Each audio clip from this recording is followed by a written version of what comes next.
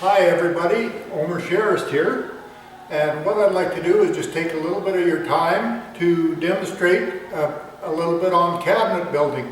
And what we're going to be talking about today is the European style cabinet, sometimes referred to as a frameless cabinet, or the 32 millimeter system.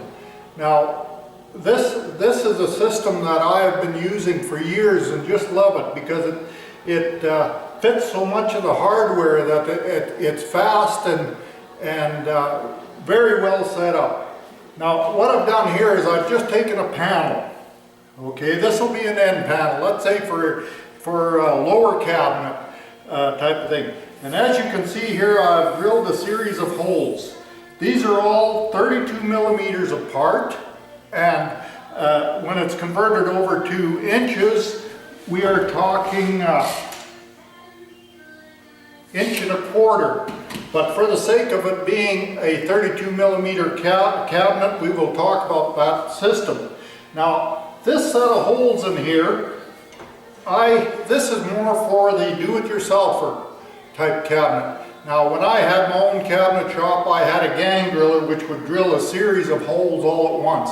This one here works excellent for the do-it-yourselfer, or if you're not in that big a hurry to get a series of cabinets put together. But here's how this works.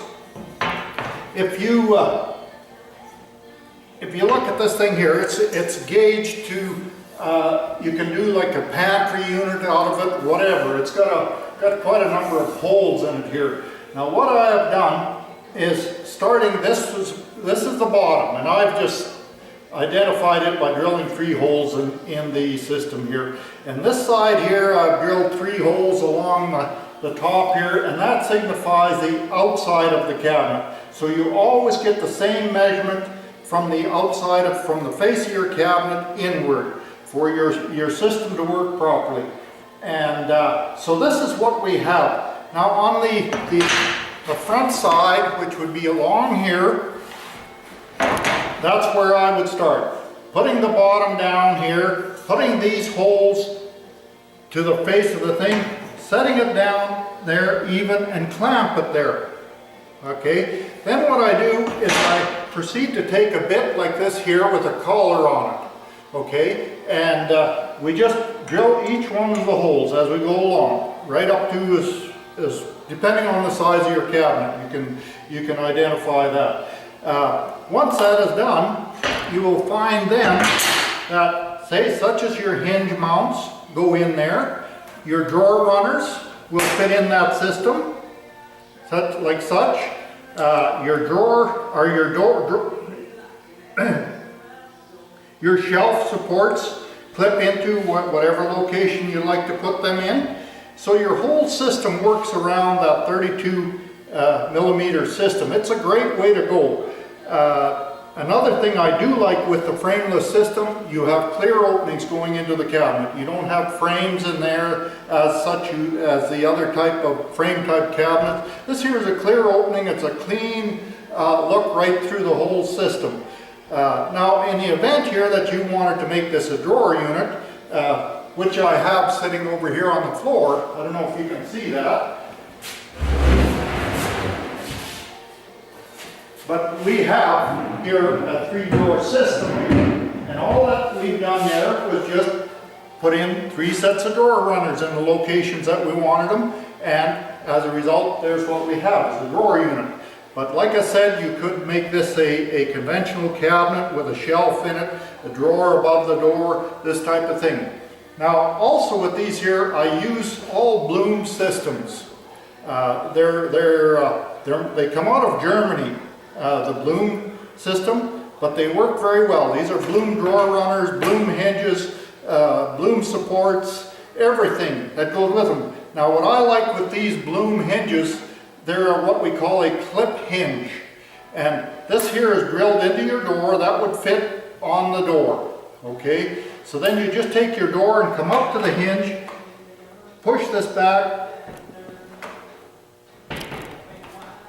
and push that down, and there it is, it's clipped on. To take it off again, there's a little lever in the back, you just would lift that and off it comes. Very convenient, very, very nice.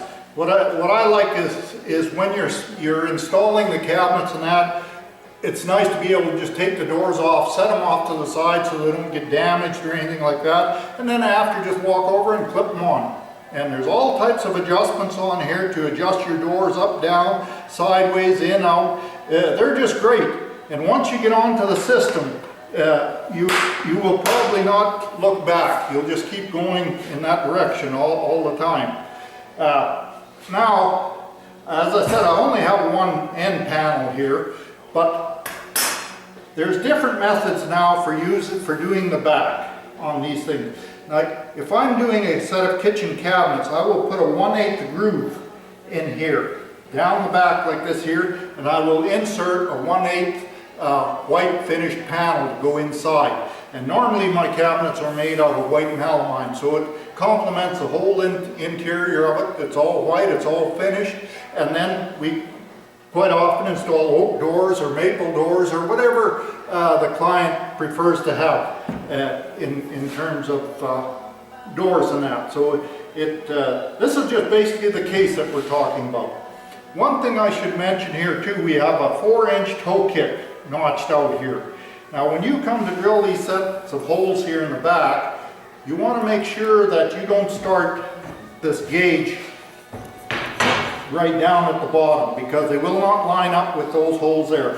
What you have to do is measure up 4 inches from the bottom to match this 4-inch toe kick here, set that in line with your mark, and set this even with the back, clamp it down, and proceed to drill your holes the same as you did the front. Then everything lines up.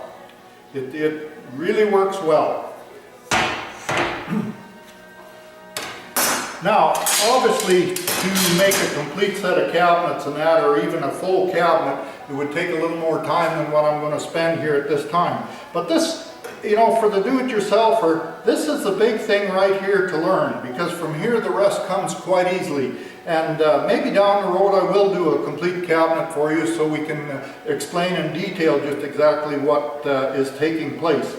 Now this little unit here that I have, that just happens to be a little sewing counter here for a lady that wanted that. So I just finished that up today. And the countertop is just alright. It's screwed down. You have the drawer units, like I say.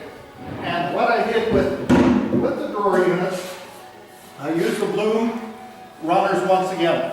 I like those because what happens here, as you can see, I have the bottom down here. I glue that in and nail it to the bottom.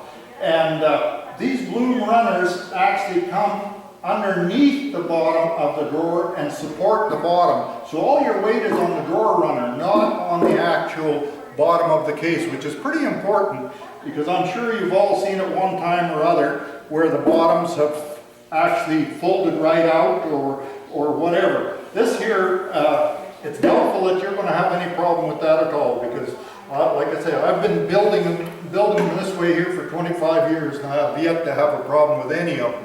And but the whole key is glue, air nail. Sometimes if it's a bigger drawer, you might want to put a couple screws in here, you know, just to support the center through there. But normally your sides are all taken care of with your drawer runners.